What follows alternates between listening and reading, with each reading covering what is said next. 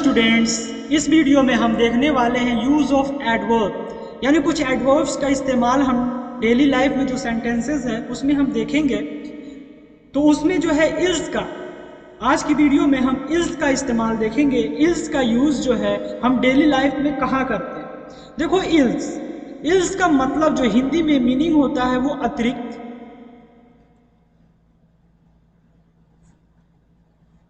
साथ ही, और भी।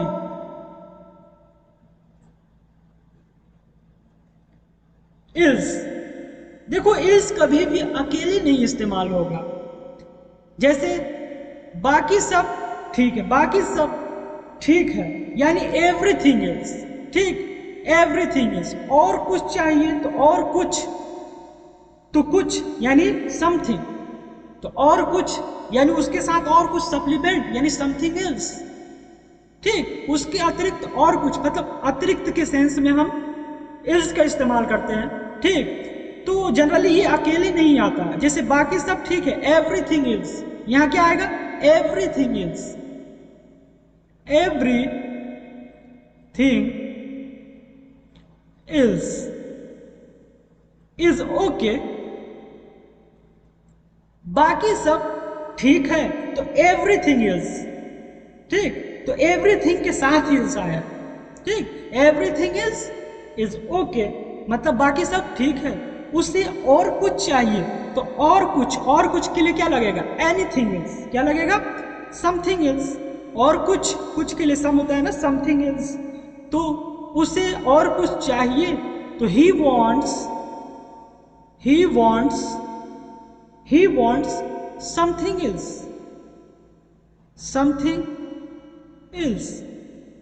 उसे और कुछ चाहिए, he wants something else। दो तीन लोगों को छोड़कर बाकी सभी को यह पसंद है, बाकी सभी को, इसके लिए लगाएंगे everyone else, क्या लगाएंगे, everyone else। तो दो तीन लोगों को छोड़कर मतलब दो तीन लोग अपवाद है, तो एक्सेप्ट, हम जानते हैं केमिस्ट्री पढ़ते हैं तो एक्सेप्शन, उसी तरह एक्सेप्ट फॉर 2 और 3 पर्सन, एक्सेप्ट फॉर 2 और 3 पर्सन्स, एवरीवन इल्स, क्या होगा, एवरीवन इल्स।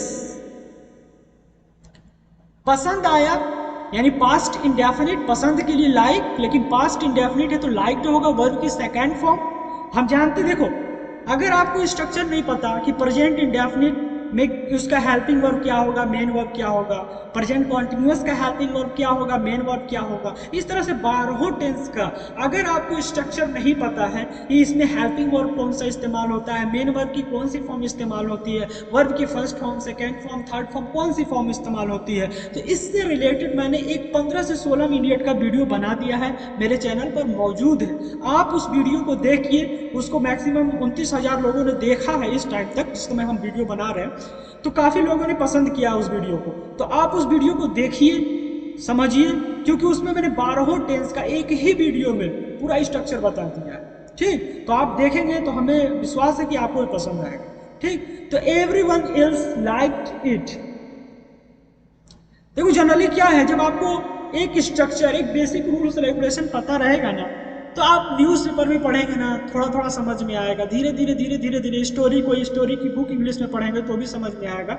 अब जरूरी नहीं है कि आप किसी चीज़ को एकदम पूरा ग्रामर एकदम तैयार कर लीजिए तभी स्टार्ट करिएगा, नहीं। अगर बेसिक सब चीज़ थोड़ा थोड़ा जान गए हैं तो आप डायरेक्ट स्टोरी पढ़िए, कोई भी इंग्लिश में स्टोरी पढ़िए, ठीक। अगर कोई भी न्यूज़पेपर में कोई अच्छा आपको मूवीज़ वाला सीन अच्छा लगता है तो वो पढ़िए, अगर आपको क्रिकेट वाला सेक्टर अच्छा लगता है तो उसको पढ़िए, तो धीरे धीरे आपकी जो इंग्लिश है अच्छी हो जाएगी, ठीक। तो दो तीन लोगों को छोड़कर बाकी सभी को यह पसंद आया, तो एक्सेप्ट फॉर 2 और 3 पर्सन्स, दो तीन लोगों को छोड़कर, एवरीवन एल्स लाइक्ड इट। क्या तुम्हें कुछ और चाहिए, क्या तुम्हें, देखो क्या आ गया है, यानी ये क्या है, क्या तुम्हें कुछ और चाहिए या क्या तुम और कुछ चाहते हो, तो और कुछ के लिए तो एनीथिंग एल्स लग जाए, क्या लगेगा, एनीथिंग एल्स, ठीक। लेकिन क्या तुम और कुछ चाहते हो या चाहिए, तो देखो जनरली क्या होता है, इस तरह का जो सेंटेंस का स्ट्रक्चर होता है, सबसे पहले क्या लग जाता है, डू या डज। क्या लगेगा, डू या डज, फिर सब्जेक्ट, फिर वर्ब, ठीक, वर्ब की first form, subject plus verb की फर्स्ट फॉर्म प्लस ऑब्जेक्ट।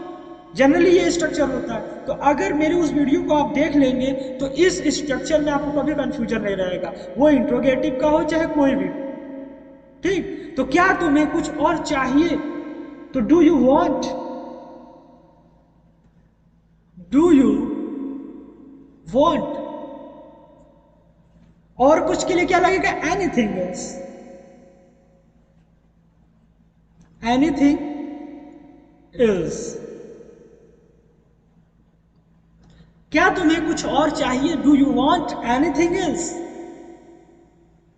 मुझे और कुछ नहीं चाहिए, देखो मुझे और कुछ नहीं चाहिए, तो जनरली इसको हम लिख सकते हैं, देखो यहां नो नहीं लगाएंगे, डायरेक्ट एनीथिंग को हम नथिंग में कर देंगे, करना नथिंग एल्स, और कुछ नहीं, नथिंग एल्स। तो आई वॉन्ट, मैं नहीं चाहता हूं, क्या नहीं चाहता हूं, आई वॉन्ट नथिंग एल्स, मैं और कुछ नहीं चाहिए, यानी मुझे और कुछ नहीं चाहिए, आई वॉन्ट नथिंग एल्स। दूसरा कौन हो सकता है, दूसरा कौन हो सकता है, तो दूसरा कौन हो सकता है, तो हु इल्स, यहां क्या लगेगा, हु इल्स कैन बी, सकने के लिए कैन और होने के लिए be, who else can be, दूसरा कौन हो सकता है, हु इल्स कैन बी। तुम्हें और क्या चाहिए, तो और क्या, what ills, what ills, what ills do you want, do you want, तुम्हें और क्या चाहिए, what ills do you want, मैं और क्या कर सकता हूं, तो और क्या इसके लिए लगाएंगे, वॉट इल्स, क्या लगाएंगे, वॉट इल्स, वॉट इल्स मैं और क्या कर सकता हूं, तो can I do, can I do. अगर आप अफर्मेटिव से इंट्रोगेटिव, निगेटिव से इंट्रोगेटिव, अफर्मेटिव से निगेटिव ये बनाना अगर सीखना चाहते हैं, तो इससे रिलेटेड भी मैंने वीडियो बनाया है अपने चैनल पर, आप उसे देखकर समझ सकते हैं, ठीक। क्योंकि ये सब उतना टफ चीज नहीं है, अगर मैं हर वीडियो में सब कुछ बताने लगूं तो वीडियो जो होता है बहुत लेंदी हो जाता है, इसलिए जो है कि ज़्यादा जिस जिस वीडियो में मैं जिससे रिलेटेड चीज़ पढ़ा रहा हूँ, जो टॉपिक है मेन उसी पर ज़्यादा फोकस करता हूँ, बाकी चीज़ें आप चैनल पर दूसरे वीडियोस को जाकर देख सकते हैं, क्योंकि अगर जिसको आता है ना फिर उसके लिए बोरिंग हो जाता है।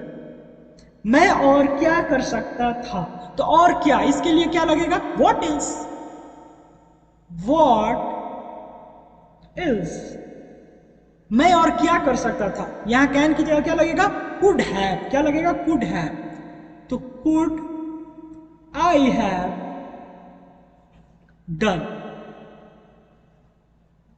मैंने कुड हैव से भी रिलेटेड एक वीडियो बनाया है, आप उसे भी देख सकते हैं अगर आपको इसमें प्रॉब्लम है तो। मैं और क्या कर सकता था, what ills could I have done.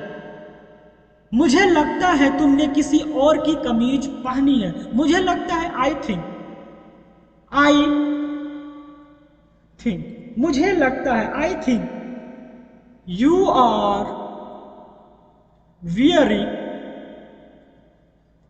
You are wearing someone, किसी और की, इसमें समवन इल्स लगेगा, क्या लगेगा, समवन इल्स, किसी और की, समवन इल्स किसी और की कमीज, तो समवन इल्स शर्ट।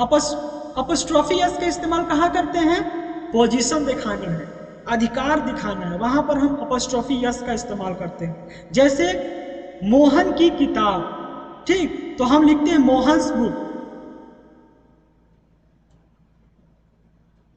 ठीक।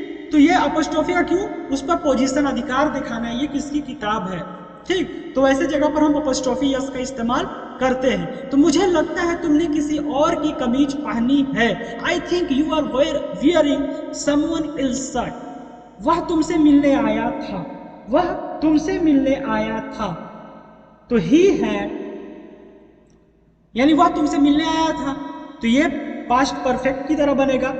तो he had come, he had कम, तुमसे मिलने। तो हम जानते हैं यहां टू मीट लगाएंगे। देखो कम भी वर्ब है और मीट भी वर्ब है। देखो ये कम जो है वो वर्ब किस तरह जगह इस्तेमाल हुआ, ठीक, किसकी जगह इस्तेमाल हुआ है, वर्ब की जगह इस्तेमाल हुआ, लेकिन ये ऑब्जेक्ट की जगह इस्तेमाल हुआ है, इसलिए इसको हम इन्फिनेटिव में कन्वर्ट किए। क्यों कन्वर्ट किए हैं इन्फिनेटिव में? क्योंकि ऑब्जेक्ट जो होता है, ऑब्जेक्ट, कभी भी कोई ऑब्जेक्ट जो होगा या तो नाउन होगा या प्रोनाउन होगा। कोई भी ऑब्जेक्ट या तो नाउन होता है या प्रोनाउन होता है।